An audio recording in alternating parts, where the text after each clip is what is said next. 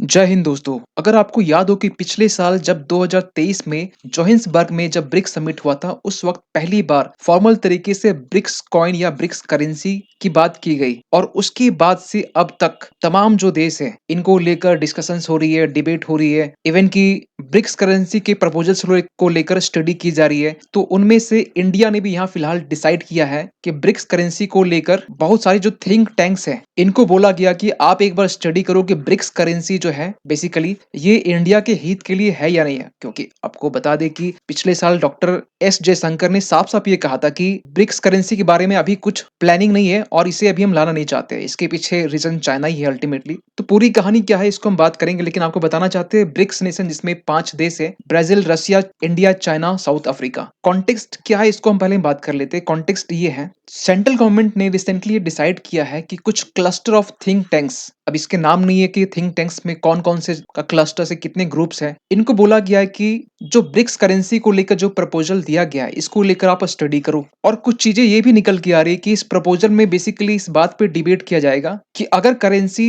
BRICS currency बनाई जाती है या सभी देश एग्री होते हैं तो प्रपोजल ऐसा होना चाहिए जिसमें इंडिया और रशिया दोनों एग्री हो सके। दूसरी बात ये जिसमें चाइना जिसमें एक्सक्लूड हो सके, ऐसी कुछ व्यवस्था बनाई जाए। फिलहाल तो अभी ये प्रपोजल्स को लेकर स्टडी की जा रही है, लेकिन माना ये जा रहा है कि ब्रिक्स में किसी देश को एक्सक्लूड करना, ये आगे हम वीडियो में बात करेंगे कि चाइना को एक्सक्लूड करना ये पॉसिबल है या फिर इंडिया ब्रिक्स करेंसी को लेकर जो प्रपोजल है वो एक्सेप्ट कर लेता है। क्योंकि ये जो प्रपोजल्स को लेकर स्टडी की जा रही है, टॉप लेवल गवर्नमेंट सोर्सेज का ये मानना है कि ये इस बार जो इस साल जो ब्रिक्स समिट होनी है, कजान समिट जिसे हम कह सकते हैं शॉर्ट में, यानी कि क्योंकि ब्रिक्स की 2024 में जो प्रेसिडेंटशिप है, चेयरमैनशिप, वो अभी रशिया के पास में है। तो इसके पहले ये स्टडी सिग्निफिकेंट हो जाता है क्योंकि हो सकता है कि आगे आने वाले टाइम में 24 में इस बात को लेकर डिस्कस किया जाए। लेकिन आपको बताना चाहते हैं, लास्ट ईयर जुलाई के टाइम में external affairs minister S Jaishankar ने कैटेगोरिकली ये कहा था कि किसी भी कॉमन करेंसी को लेकर हमारा कोई प्लानिंग फिलहाल तो अभी नहीं है।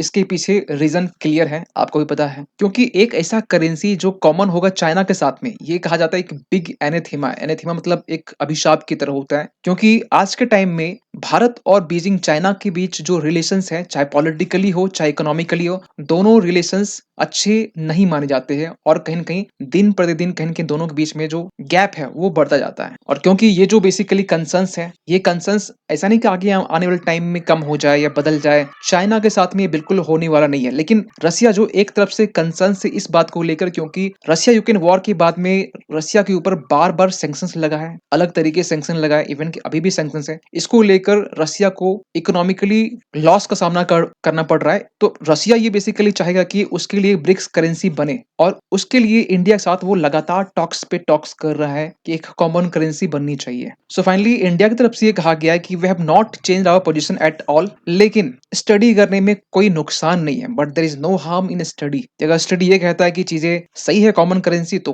ठीक है, कोई बात नहीं, लेकिन जो हमारा स्टैंड है वो तो है, वो बदल नहीं सकता है, खासकर चाइना को लेकर। आरबीआई ने यहाँ पर सजेस्ट किया है, क्योंकि आरबीआई से यहाँ पर सजेशन पूछा गया है कि आपका क्या कहना है, तो यहाँ पर आरबीआई ने यहाँ पर ये चीजों को समझते हुए ये कहा है, सबसे पहले it would be prudent to study the issues extensively. चीजों को पहले एक्सटेंसिवली क्या इश्यूज इसमें एसोसिएटेड है उसे स्टडी प्रॉपर तरीके से करना होगा। उसके बाद जो एडवाइस है आप कंक्लूजिंग पॉइंट पे आप पहुंच सकते हैं। गवर्नमेंट ने भी इसे एक्सेप्ट किया सजेशंस को, लेकिन सवाल ये उठता है सबसे बड़ा कि भारत क्यों चाहता है चाइना को माइनस करने के लिए, क्या इसके पीछे रीजन है। तो बहुत सारे रिपोर्ट सजेस्ट ये करते हैं कि चाइना जो है ना वो ब्रिक्स को एज ए वेपन्स की तरह यूज कर सकता है, क्योंकि चाइना को ये मालूम है कि आज के टाइम में जो डॉलर है वो डोमिनेट कर रहा है और इसका टक्कर देने वाला जो है ना ये ब्रिक्स के जरिए एक ब्रिक्स करेंसी होगा जिसके जरिए पांचों देश आपस में ट्रेड कर सकते हैं और वो ब्रिक्स को एज ए वेपन यूज करके यूएस डॉलर को रिप्लेस किया जा सकता है, ऐसा चाइना का मानना है। क्योंकि चाइना कहता है dollar collapse with BRICS is believe to be a stepping stone to turn the idea into reality. तो चाइना का बेसिकली इसका इसमें इंटेंशंस कुछ और है। वही दूसरी तरफ हम बात करें जो बाकी 3 देश है, यानी कि ब्रिक्स में इंडिया, ब्राजील और साउथ अफ्रीका, रशिया को भी साइड रखते हैं, तीनों देश इस बात को लेकर लेकर भी चिंतित है कि कॉमन करेंसी से, ब्रिक्स करेंसी से बेसिकली चाइना को बेसिकली इसमें फ़ायदा मिलने वाला है। ये हो सकता है पूरे वर्ल्ड में इस करेंसी के ज़रिए वो डोमिनेट करे। क्यों? इसके पीछे हम आगे वीडियो में बात करेंगे। क्योंकि इसके ज़रिए कहीं न कहीं शी जिनपिंग या चाइना जो है ये अपना विज़न जो है ग्लोबल ऑर्डर में इम्पोज़ कर सकता है। जब new currency basically international stage में आ जाएगा उसके बाद। और कुछ अदर रीज़न्स भी है, अदर कारणस भी है, जैसे कि चाइना जो एक कम्युनिस्ट कंट्री है, एक वहाँ पर ऑथोरिटेरियन कंट्री जिसे भी हम कह सकते हैं इन शॉर्ट। तो चाइना इसे बेसिकली सेल्फ इंटरेस्ट के लिए यूज़ कर सकता है ब्रिक्स को। और भारत भी ये मानता है कि ब्रिक्स का जो एलियंस है इसमें बेसिकली चीज़ें चाइना सेंट्रिक ज़्यादा है। तो इसमें ये हो सकता है कि चाइना बेसिकली उस नेशंस को प्रीफर करेगा जहाँ पर जो बेसिकली कम्युनिस्ट नेशंस हो, उनके साथ में ट्रेड डील आगे ज़्यादा की जाएगी। और भारत का भी ये कहना है कि कहीं न कहीं जो शी जिनपिंग है, चाइना है, ये ट्राई करता है कि global economic and military super power बनने के लिए, और इसके लिए कहा जाता है ब्रिक्स जो है could be the stepping stone to achieve हर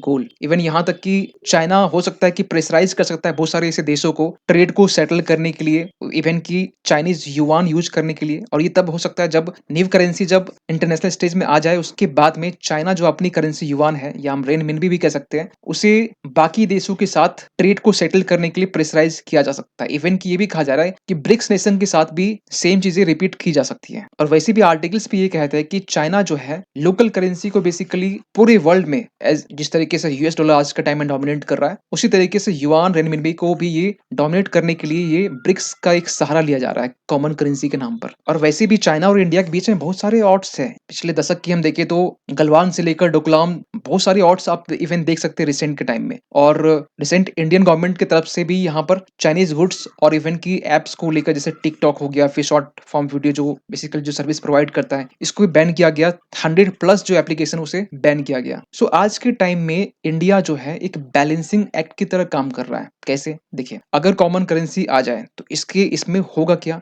आज के टाइम में ना, जहां हम बात करते हैं यूनिपोलर वर्ल्ड की, जो यूएस बेसिकली पॉलिटिकली और इकोनॉमिकली रूल कर रहा है, लेकिन आज के टाइम हम लोग बात करते हैं मल्टीपोलर वर्ल्ड की। यूनिपोलर नहीं होना चाहिए। और इसके लिए इंडिया जो है एक्टिवली कहीं ना कहीं ब्रिक्स का भी मेंबर है, साथ ही साथ क्वाड का भी मेंबर है, जिसमें यूएस है, जापान है, ऑस्ट्रेलिया है, और ब्रिक्स जिसमें चाइना और रशिया जैसे कंट्री है। और इसी के पैरेलली इंडिया कहीं ना कहीं G20 जैसे एक बिगर बॉडी को होस्ट भी किया है 2000 पिछले साल की हम बात करें तो, इसमें डेवलप्ड कंट्री, डेवलपिंग कंट्री है। तो ये कहा जा रहा है कि ब्रिक्स में जो बेसिकली पावर का स्ट्रक्चर है वो अलग है, क्वाड की बात करें उसमें अलग है, G20 की उसमें अलग है, और इंडिया इन सब के बीच में एक बैलेंसिंग एक्ट की तरह काम कर रहा है। क्योंकि सपोज कि अगर कॉमन करेंसी बन जाती है, फायदा इसमें सबसे ज्यादा जो होने वाला है रशिया को होगा, क्योंकि रशिया को पे सैंक्शन लगा हुआ है, उसको ट्रेड करने के लिए आसानी होगी। चाइना को इवन की और ज्यादा होगा। वहीं दूसरी तरफ भारत, जो यूएस से भी, यूरोपियन कंट्री से भी एक अच्छा रिलेशंस है, ट्रेड होता है, तो कॉमन करेंसी बनने के बाद में उस वक्त क्या सिचुएशन होगा ये तो देखने वाली बात है। लेकिन आपको बताना चाहते हैं फिलहाल ब्रिक्स के बारे में, जो बेसिक चीजें हैं, जो ब्रिक्स जो कि 2001 में सबसे पहले जो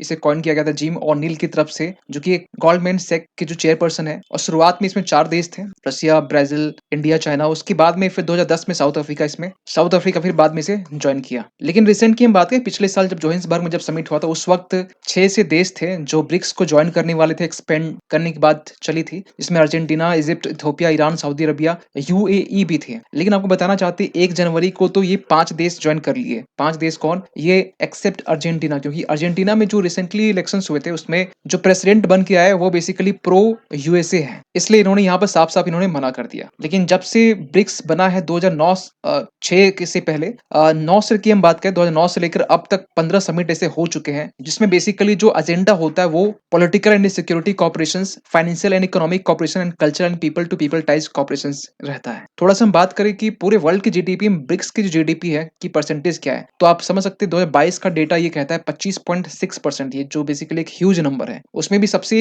हाईएस्ट में अगर हम देखें तो चाइना है। चाइना का इंप्रूवमेंट देखें, 2001 में 6.1 था, अभी 18.2 है। इंडिया का आप देख सकते हैं लगभग कांस्टेंट ही है, क्योंकि 2001 में 1.7 था और अभी इस टाइम में 3.3 है। इवन की वर्ल्ड ट्रेड की बात करें तो वर्ल्ड ट्रेड में भी ब्रिक्स नेशन जो है 33.3 एंड 34% और अप्रॉक्स कंट्रीब्यूट करता है। उसमें चाइना का अप्रॉक्स 22.1% है। इंडिया आप यहाँ देख सकते हैं 5.34%। सो फाइनली कंक्लूजन में ये कह सकते हैं कि भारत खासकर ग्लोबल कॉमन करेंसी को लेकर ये जो पूरी प्लानिंग है, ये जो पूरी स्टडी है, ये स्टडी करने के लिए ग्लोबल साउथ जैसे जो देश है इनको प्रीफर किया है, जो इंटरनेशनल थिंक है उनको लेकर। क्योंकि यहाँ पर जो भारत है ना, जो अभी मल्टीलैटरल एजेंसी है, जैसे कि वर्ल्ड बैंक हो गया, एशियन डेवलपमेंट बैंक हो गया, गया। इनसे पूछा नहीं गया कि कॉमन करेंसी ये को लेकर क्या रहने वाला, क्या नहीं रहने वाला है। क्योंकि आपको पता होना चाहिए कि यहाँ पर भी चाइना का कहीं को डोमिनेंट चलता है given the preponderant role of China in them. So यहाँ पर अब ये देखना है कि बेसिकली इसमें और डेवलपमेंट निकल के आते हैं। लेकिन इन तमाम चीज़ों को लेकर आपका क्या कहना है? ब्रिक्स करेंसी किस तरीके से आगे कारगर होने वाली है? इंडिया क्या इसमें एग्री होने वाला है? इन चीज़ों पर आपका क्या मानना है? कमेंट कीजिएगा। मिलते हैं किसी अगली वीडियो में, तब तक के लिए थैंक यू सो मच।